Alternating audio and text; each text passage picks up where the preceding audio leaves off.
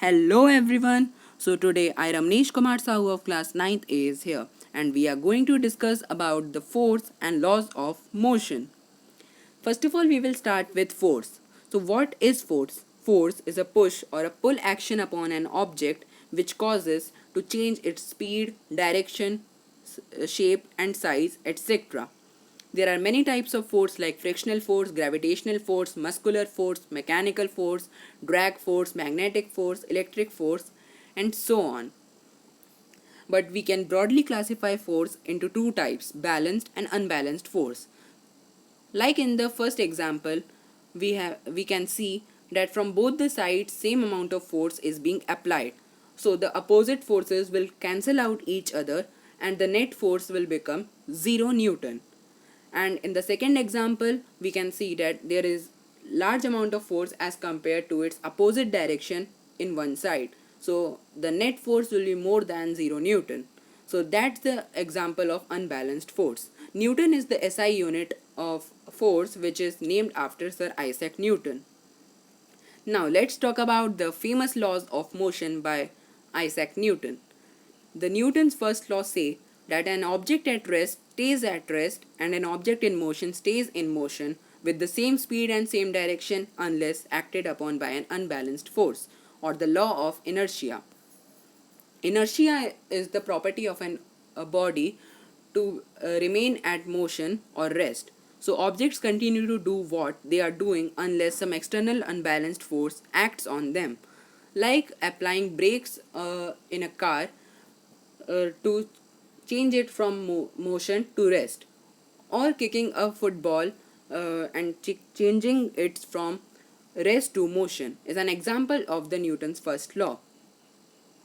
To understand the second law of motion, we should have a knowledge of what is momentum. So momentum is the cross product of mass and velocity. So momentum is a vector quantity because it also shows the direction including the magnitude.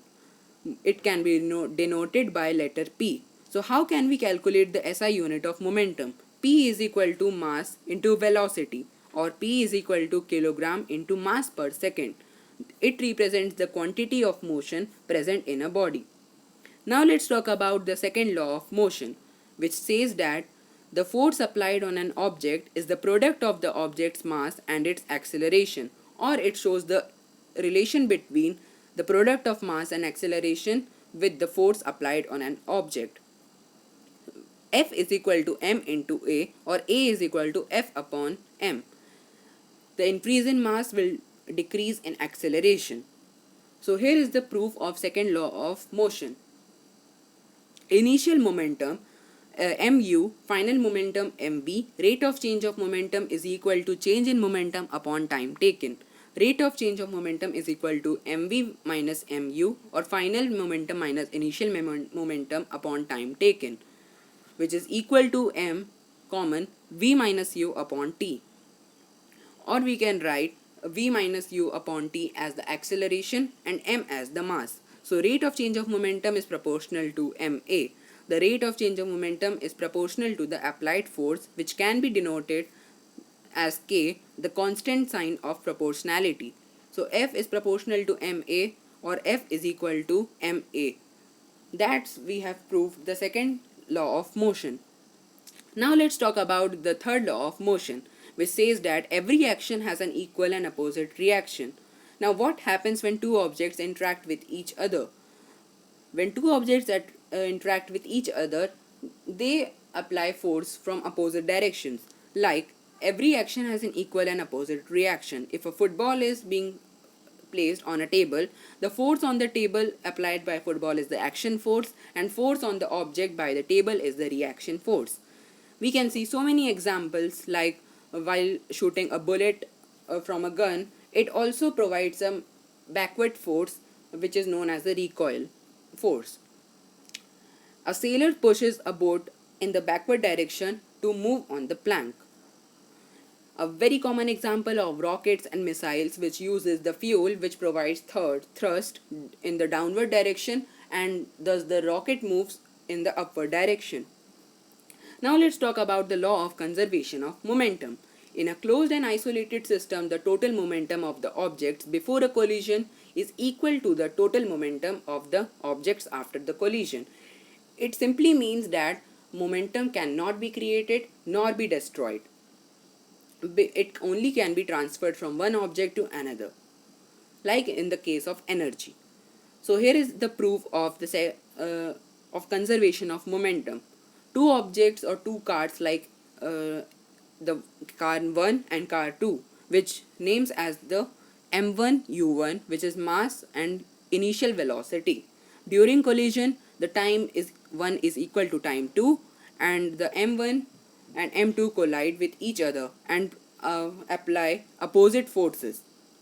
And after collision, m1 v1 or mass or velocity of the first car, and m2 v2 the mass and velocity of the second car. So let's prove this conservation of momentum equation. So force 1 is equal to negative force 2 because it has been applied in the opposite direction. As we know, force is equal to mass into acceleration.